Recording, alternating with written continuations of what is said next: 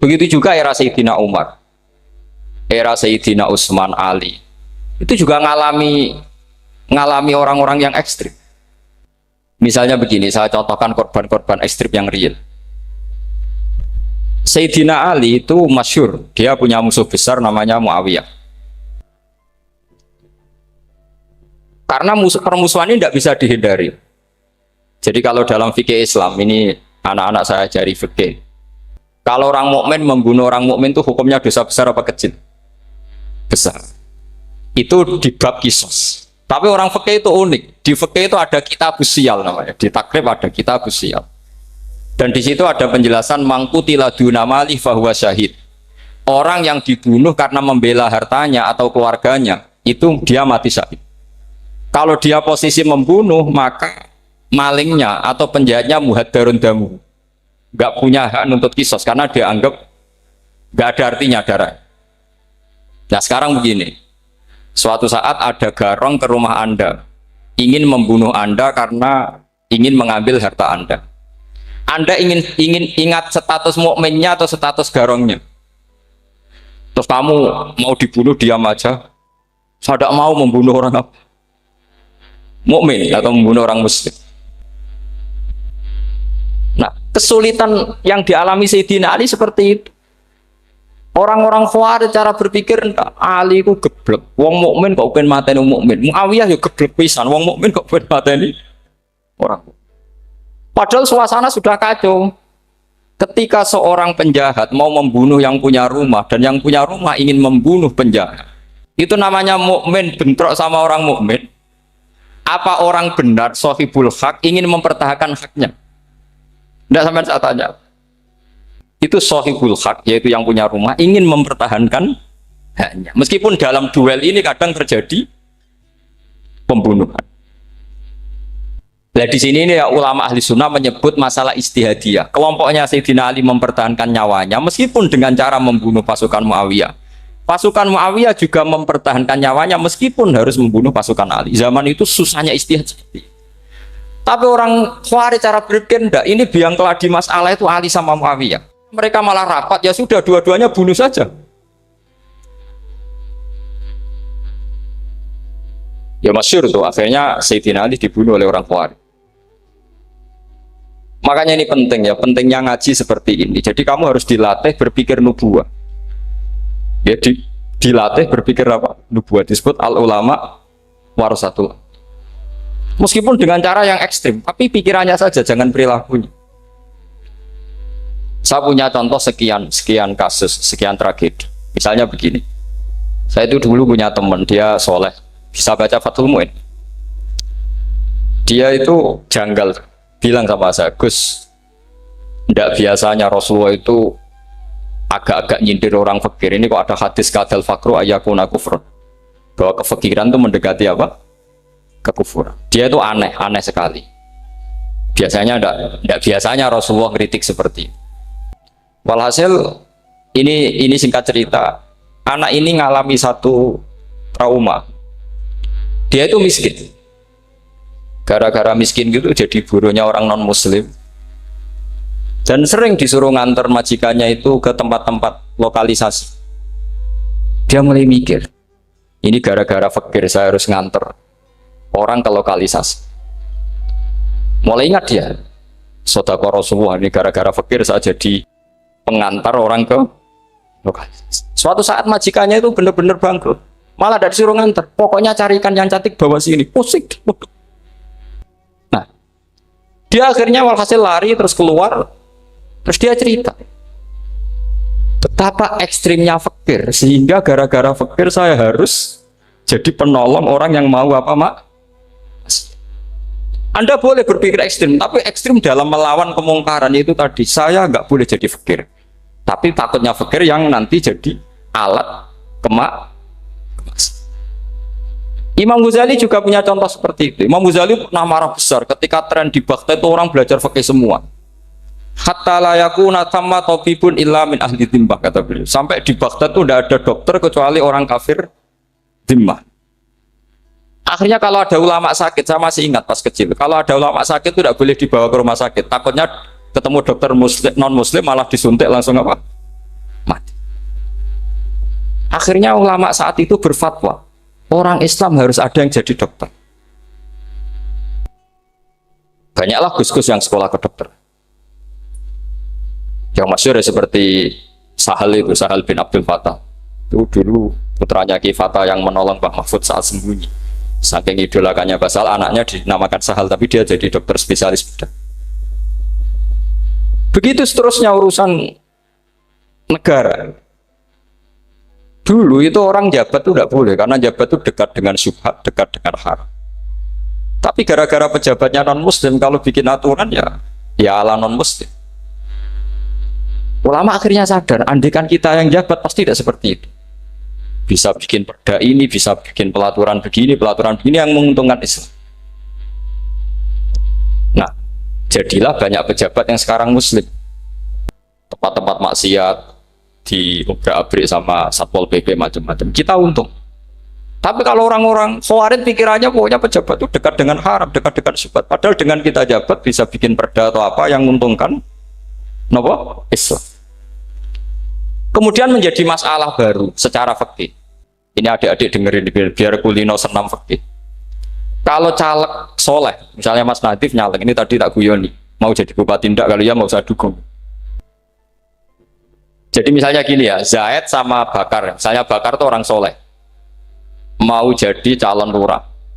Dia tahu kalau dia lurahnya kampung lebih baik. Kalau yang jadi ini Zaid, itu kampung itu rusak karena dia suka dugem, suka macam-macam. Kemudian Zaid ini pasti jadi karena beli suara. Misalnya per kepala itu dibeli 50.000. Bakar ini kalau nggak beli suara kalah. Padahal dengan kalahnya Bakar artinya kemenangan kemungkaran. Itu zaman era Fathul Mu'in, muridnya Ibnu Hajar Al-Hitami. Ibnu Hajar muridnya Abu Zakaria Al-Ansori itu fatwa. Yang soleh ini wajib beli suara, bukan boleh, wajib beli suara. Tapi ini namanya tidak nyuap, perlu dicatat, ini namanya tidak nyuap. Jadi tidak bisa kamu kaitkan misalnya ar-rosi wal murtasi finnar. Yang nyuap maupun yang menerima suap adalah sama-sama di neraka. Tidak bisa seperti itu, karena logikanya dibalik. Sekarang Bakar ini beli suara itu untuk membeli kebenaran, untuk mengawal kebenaran. Zaid beli suara untuk menopang kebatilan. Berarti namanya Bakar ini penyuap atau pembeli kebenaran? Pembeli kebenaran. Harus dibedakan. Nah, ini pentingnya ulama. Memang nyatanya seperti itu. Yang dikatakan nyuap, riswah itu adalah membayar uang li'ibtolil haqqi, untuk membatalkan kebenaran atau membenarkan kebatilan, itu namanya nyuap. Tapi kalau mengeluarkan uang untuk menghakkan barang hak dan membatalkan barang batil, itu namanya uang perjuangan. Nah, ini pentingnya mikir. Jadi ulama itu mulai dulu sudah berat. Nah, sekarang sudah banyak orang-orang khusyuk yang biasa di masjid khusyuk. Kalau ditanya zaman akhir rusak kabeh, wong soleh-soleh wis nyuap. Kalau orang soleh ini tidak nyuap ya tidak jadi. Kalau nggak jadi mereka nggak ada yang jadi DPR, nggak ada partai Islam, habis malah Indonesia. Saya itu punya kenalan banyak pakar-pakar di Jakarta, itu cerita saya, Pak Bahar. Indonesia itu solusinya gampang. Kita ini punya Bali, punya Batam. Itu kalau Bali dimakaukan, Batam dikayakan Hollywood. Amerika kaya itu bukan karena hebat.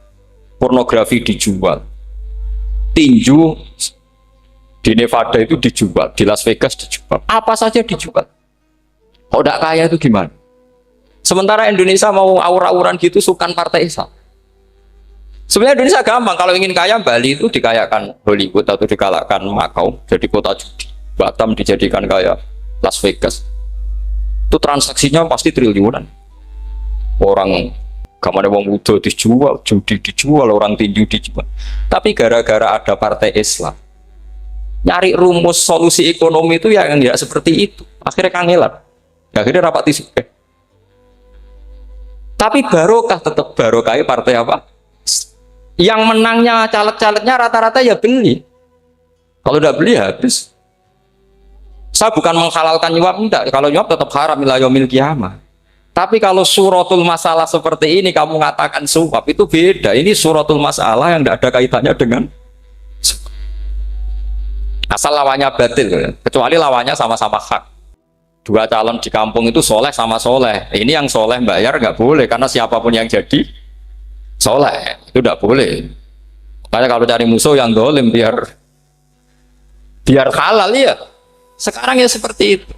Kamu biasa heroik, biasa ngasih kiai kamu, ngasih hadiah kamu, biasa ngasih ibu kamu uang. Ternyata ibu kamu setelah kamu kasih uang dikasihkan adik kamu atau kakak kamu yang nggak pernah kerja, terus kamu marah-marah, ini tidak adil. Saya yang memberi nggak dikasih, ini yang nggak kerja dikasih terus. Loh, kamu biasa jadi pahlawan kok turun kelas menjadi apa? Pasien. Kamu milih jadi pahlawan apa pasien? Pahlawan. Jadi sebetulnya faham-faham ekstremis ini dari kegoblokan. Dari kegoblokan berpikir nubuwah sehingga tidak punya rasa ibadah. Lah ini yang menjadi orang-orang ekstrim. Jadi korban pertama ekstremitas itu bukan sahabat tapi Rasulullah Shallallahu Alaihi Wasallam, yaitu Nabi dibilangin oleh mereka, "I'dil ya Muhammad, kamu kalau bagi harus adil." Pikiran mereka kalau adil sama rata sama. Jadi kalau pakai pikiran itu, saya minum di sini itu haram, mau ndak ikut bikin kok minum. Enak tamu, toko-toko mangan, sing masak kangelan urung. Itu jadi edan bareng gitu. Itu sama seperti kasusnya Bahram Al-Majusi itu. Dia itu seorang raja kaya, punya anak cantik. Dipikir-pikir, anakku ayu dirabi nang liya rugi, sing gedhekno aku sing rumataku dirabi wong liya. Maka dia berpikir mau dinikahi sendiri. Karena tadi melihat Mas Nadiem kayak orang Kenya tadi, apa Nigeria. Malah gak layak itu maksudnya orang. Ini Mas Nadif ini termasuk harus mendukung gerakan tidak ekstrim. Nyawanya masih itu karena barokahnya beliau agak-agak gitu. Tapi nggak sampai liberal ya, agak-agak pokoknya itu. Karena ketika ada gerakan ekstrim di Mesir, itu termasuk dia DPO. Ternyata setelah ada intelijen, beliau pas buka itu nggak makan dulu tapi rokok dulu. Wah, ini mesti orang sekuler, nggak ekstrim. Akhirnya nyawanya sampai sekarang itu barokahnya rokok pas iftar itu pas. Nah, tanya ini masih hidup ya Mas? Ya pernah sepuh sama saya. Jadi pikiran-pikirannya Bahram itu seperti itu. Walhasil akhirnya Bahram itu menikahi anaknya sendiri. Masyhur itu dalam cerita. Jadi ceritanya itu ada seorang wali tidur di Masjid Haram sama Rasulullah, ditemuin gitu. Terus kata Rasulullah, salam saya untuk Bahram Al-Majusi.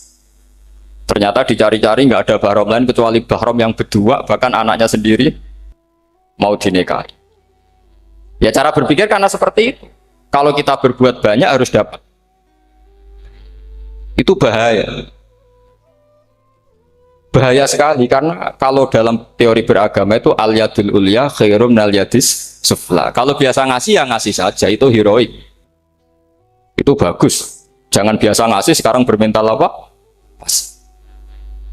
Makanya saya itu kalau ngajar di pondok yang dulu pernah saya belajar di situ atau yang pernah sepuh itu, dikasih itu bingung. Karena saya ya masih waras itu. Jadi kalau dikasih itu bingung. Tapi banyak juga guru-guru yang dulu ngaji lama setelah ngajar di pondok alma maternya nuntut. Itu saya tidak tahu itu. Itu sudah ada agak-agak kayak itu tadi. Walhasil si Bahram tadi itu, ini cerita harus saya teruskan karena nggak boleh diputus. Dapat salam dari Rasulullah. Ternyata di balik nakalnya dia itu pas mau bulan pertama, malam pertama itu ada seorang janda sepuh ke situ. Ganggu dia tentu ya. Ketika dikejar pulang lagi sampai 3 kali. Dia tanya, kenapa Bu kamu begitu? Katanya, saya ini anak-anak saya kelaparan. Kalau saya pulang anak-anak saya nangis minta makan. Saya ingin minta Anda. Tapi setelah saya ingat Anda ini majusi, saya mukmin, saya mukminah, saya pulang. Ya sudah Bu, kamu di rumah saja. Nanti saya kirimi makan. Dikirimi sendiri, padahal dia seorang raja, orang kaya. Barokahnya itu dia dikasih tobat sama Allah. Dan paginya ketemu tamu yang mengirimkan salam dari Rasulullah SAW. Akhirnya Bahram ini menjadi muslim. Tapi intinya berpikir seperti tadi itu salah, bahwa kalau saya jasa banyak harus mendapat apa? Ini cara berpikir orang-orang Khawarij. Iya, saya pernah ditanya seorang dosen, Gus, saya ini kalau baca sejarah perang Badar atau perang Uhud, yang saya tidak nerima itu satu. Kenapa setiap ghanimah, harta orang kafir dan istrinya orang kafir kok disita orang Islam, dan yang perempuan jadi amat, kemudian juga digauli orang Islam, yang hartanya orang kafir juga jadi asetnya orang Islam, kok kayak garong. Dia tanya seperti itu sama saya. Terus saya jawab, kalau sampean ada garong dan kemudian bawa senpi, senjata api, kemudian garong Anda, penjahat Anda lumpuhkan, ya senpi itu harus Anda kembalikan. Monggo penjahat ini kagungan jenengan beto wangsul, karena ada milik Anda, harus dikembalikan. Wah, tidak bisa Pak, kalau saya kembalikan pasti dipakai jahat lagi, dipakai kriminal lagi. Ya sama, kalau asetnya orang kafir dikembalikan ke orang kafir akan menjadi aset kekafiran lagi untuk menghancurkan kita. Nah, perempuan juga sama. Perempuan itu alat produksi. Jika perempuan tadi dikembalikan ke orang kafir, maka kamu menolong populasi orang. Ya seperti itu. Paham? Makanya disita dalam perang loh ya, tapi dalam perang yang legal. Nah itulah kenapa amat halal. Makanya di Quran itu illa ala azwajihim aw ma malakat aymah. Paling enggak itu masih ada ulama atau pemikir atau ustadz siapa saja yang bisa memahami logika apa? Nanti kalau ulama ini sudah meninggal, orang akan mencibir Islam dengan cara mengatakan Islam itu jabar, yaitu menyita hartanya orang kafir dan istrinya orang kafir setiap kali terjadi perang. Karena pemikiran ini pasti sama-sama kutubnya, sama-sama ekstrim. Nah ini penting saya katakan. Makanya masyhur itu perdebatan Sayyidina Ali dan Muawiyah. Ini saya kutip sedikit. Ini ya sama-sama berpikir ekstrim, tapi ekstrim yang baik. Walhasil dalam satu kerja bakti di Masjid Kuba, itu ada sahabat namanya Ammar. Ini di depan umum, ini penting. Kalau dalam ilmu hadis di depan umum ini penting, karena nanti menjadi mutawatir. Beda dengan hadis yang Nabi ngendikan sama satu dua sahabat, namanya hadis ahadi. Di depan umum Nabi guyon gini sama Ammar, ya Ammar waihak taktuluka alfiatul baghiyah. Ammar, kamu ini nasib kamu itu agak sial. Karena nanti yang membunuh kamu itu kelompok yang tidak benar. Alfiatul baghiyah itu kelompok yang tidak benar. Itu disaksikan sekian sahabat. Walhasil suatu saat Ammar ini ikut perang dan ikut pasukannya Ali dan terbunuh oleh pasukannya Muawiyah. Seneng Ali.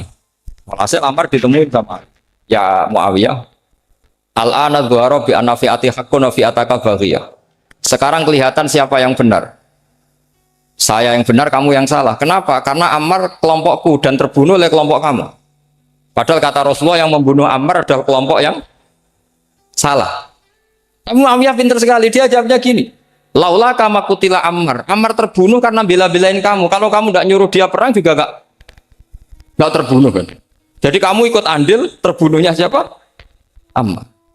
Tapi apa kata Sayyidina Ali? Idzan qatala Rasulullah Hamzah. Kalau teori itu Anda pakai, Rasulullah pun membunuh Hamzah. Sekarang Hamzah perang karena suruhan siapa? Rasulullah. Yang membunuh Hamzah siapa? Wahsy. Kalau teori itu Anda pakai, berarti Rasulullah pun membunuh Hamzah. Terus fasa kata Muawiyah, terus Muawiyah diam. Jadi fikih pun tuh diputuskan lewat pikiran ekstrim. Tapi bukan ekstrim yang merugikan orang lain. Ya, kalau merugikan orang lain namanya sudah la darara wa la dirar, dia menyalahi aturan itu. Makanya saya pernah ngaji di sini dulu ketika tahun kemarin. Fikih-fikih Islam itu punya rumus, itu ya gara-gara pikiran ekstrim sebetulnya. Saya pernah nyontohkan adalah orang tuh kalau sholat jenazah itu mayitnya di depan. Itu ulama fikih tidak ada yang punya alasan. Mau hanya bilang gini, hakadha wajadna salafan wa khulafan. Mulai dulu kalau nyolati mayit ya jenazahnya di depan. Ya hanya gitu saja, tidak punya alasan. Makanya ulama lain mengatakan tidak apa-apa jenazah di belakang, yang sholat di depan. Kenapa? Fa innaha laysat bimanzilatil imam. Memangnya jenazah imam kok harus di depan? Itu ya tidak ada yang bisa bantah. Bagaimana mungkin harus di depan? Oh, enggak imam kok harus Yang harus di depan itu imam. Jenazah itu imam apa enggak? Enggak. Terus alasan kedua sholat ghaib. Kalau ada orang mati di Surabaya, Mas Nadib di sini, sholat ghaib boleh enggak? Boleh. Jenazahnya di depan apa belakang? Belakang. Di belakang kan? Berarti harus enggak jenazah di depan? Ya dia mau ngakeh yang jelas kalau itu. Lah ini contoh-contoh kecil. Nah orang Khawarij itu orang yang paling enggak mau menerima otak-atik seperti itu. Akhirnya jadi goblok bareng tadi. Ya makanya Rasulullah pun jadi korbannya Khawarij. Muhammad kamu harus adil. Karena pikiran mereka adil itu yang memberi banyak ya dapat banyak. Kalau pikiran nubuah tidak seperti itu. Kalau yang biasa memberi, biasa heroik, biasa baik ya biar tetap biasa memberi. Jangan dilatih jadi apa? Fasih. Ini mungkin adik-adik juga agak keberatan, tapi harus dilatih. Makanya saya itu jadi kiai itu ya mulai kecil anaknya kiai butuh kiai. Saya itu ya mulang tuh seneng. Saya tidak pernah terlintas dikasih santri atau dihormati ya enggak. Mungkin sampai mati agak terlintas. Ya pikiran saya sederhana. Biasa mulang pahlawan malah sekarang pasien itu malah kayak cemen, kayak turun kelas gitu. Jadi saya terus ya enggak kepikiran sama sekali. Loh kalau saya minta sama Allah karena itu atasan saya. Makanya ada ulama yang ekstrim gini, ini kisah nyata. Ada ulama alim datang ke seorang raja. Rajanya ini soleh padahal. Ternyata pas raja itu berdoa, ya Allah saya kasih ini, kasih ini. Padahal ulama tadi itu mau mengajukan proposal. Mau minta apa gitu. Terus dia pulang ketika ditanya, Pak Kiai kenapa pulang? Ternyata raja itu minta zat yang sama yang saya mintai. Kalau raja saja masih minta, ngapain saya minta raja? Saya akan minta zat yang dimintai raja. Terus pulang dia. Oh, itu ya pikiran ekstrim, tapi bagus ekstrimnya. Saya akan minta zat yang dimintai raja. Kalau sampean kan enggak, uteknya saya les, sholat dintaeni, tetap jalo. Oh, kok orang mikir seperti itu? Memang salah didik, salah itu tadi. Nah, ini harus dilatih. Masyhur itu ketika Nabi pas Fathu Makkah itu, orang-orang Ansor ngomentari Nabi gini, ketika Nabi sangat happy di Mekah, sangat enjoy di Mekah, kata orang-orang Ansor, amar rojul fa'adroka durok fatun fi ahli wa ulfatun fi asyiroti. Namanya orang pasti happy kalau di kampung halaman. Jangan-jangan Rasulullah itu nanti hidup di Mekah lagi, karena Mekah sudah dikuasai orang Islam. Beliau pasti kangen sama keluarga, sama Mekah. Tapi ya sama, ketika Rasulullah mulai ngasih itu, orang-orang Quraisy dikasih banyak, orang Ansor juga pikirannya seperti itu. Baru orang Ansor dilatih pikiran nubuwah, yaitu tadi. Mereka itu dapat kambing, dapat sapi, terus pulang. Kamu mendapat saya, milih mana?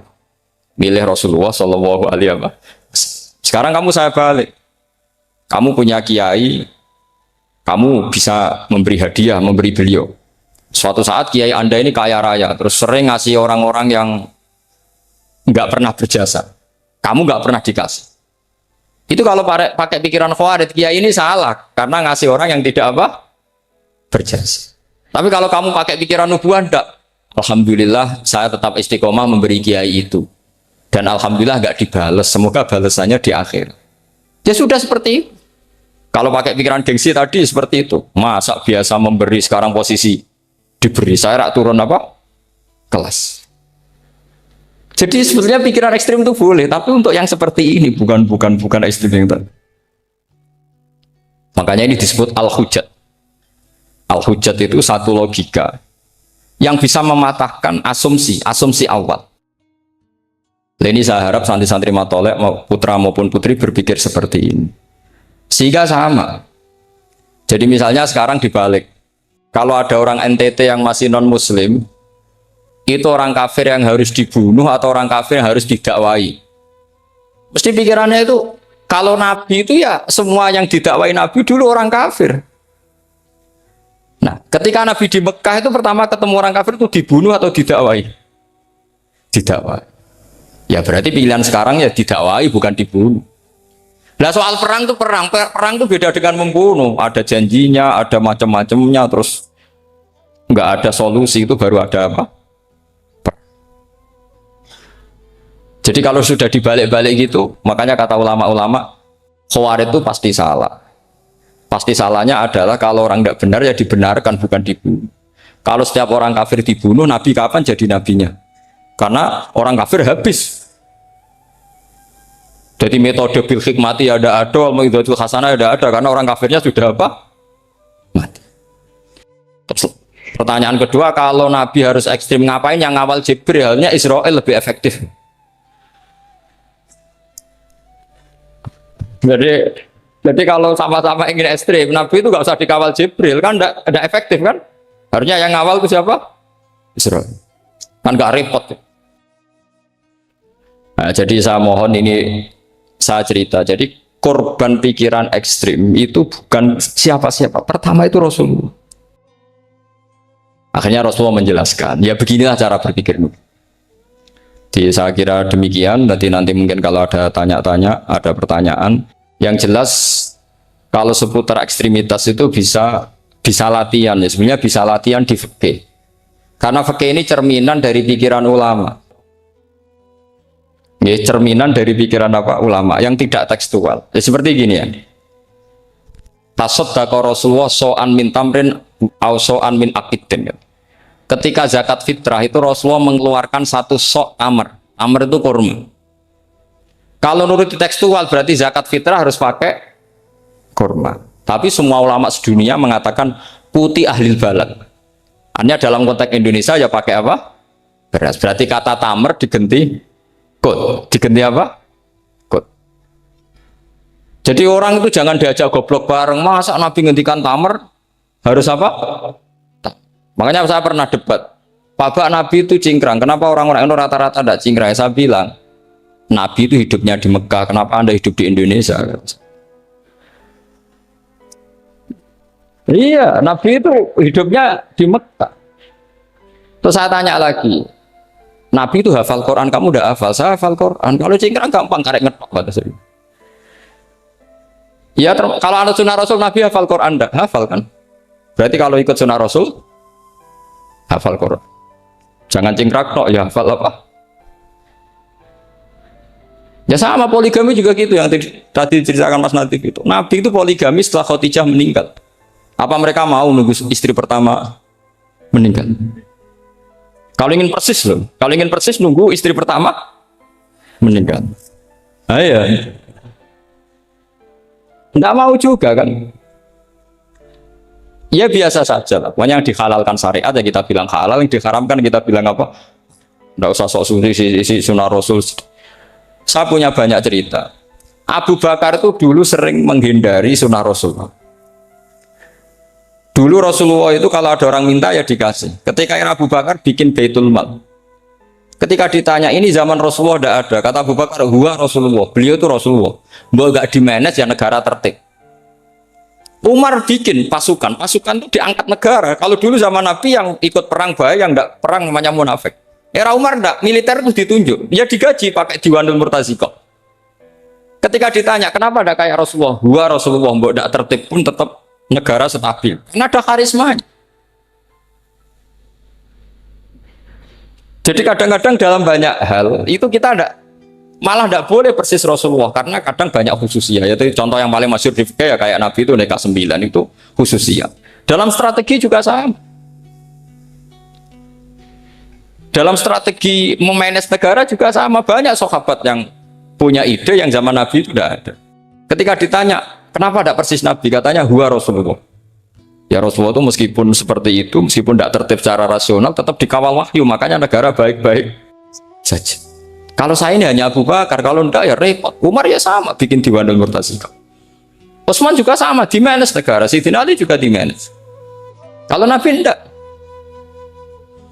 Tapi tidak apa-apa karena ada karisma. Sama tak cerita nih masalah zakat yang masyhur. Orang paling bakhil sekalipun, paling kikir sekalipun itu zaman Rasulullah bayar zakat. Karena pikirannya setelah zakat dikasihkan Rasulullah mendoakan. Khudh min amwalihim shadaqatan tutahhiruhum wa tuzakkihim biha wa sholli alaihim. Inna sholataka sakanul lahum. Era Abu Bakar enggak. Sorry ya Abu Bakrin, dulu kita zakat sama Rasulullah karena didoakan beliau. Kamu hanya Abu Bakar, saya tidak mau zakat. Ya sama lah seperti orang dipimpin ulama-ulama karismatik, orang dipimpin Badullah itu tidak usah metai, santri sudah nurut. Dipimpin Nazif gak bikin pelaturan, habis pondok. Kalau nggak ngancam, nggak gini, ditakzir, nggak gini, habis. Zaman Badola dehem tok santri wedi. Mas Nadif dehem, oh enggak. Nah, makanya Rasulullah itu tidak banyak bikin pelaturan. Rasulullah itu kalau mau perang itu hanya bilang sahabat, saya besok ditantang Abu Sufyan di sini. Saya mau perang. Oh itu sahabat ikut semua.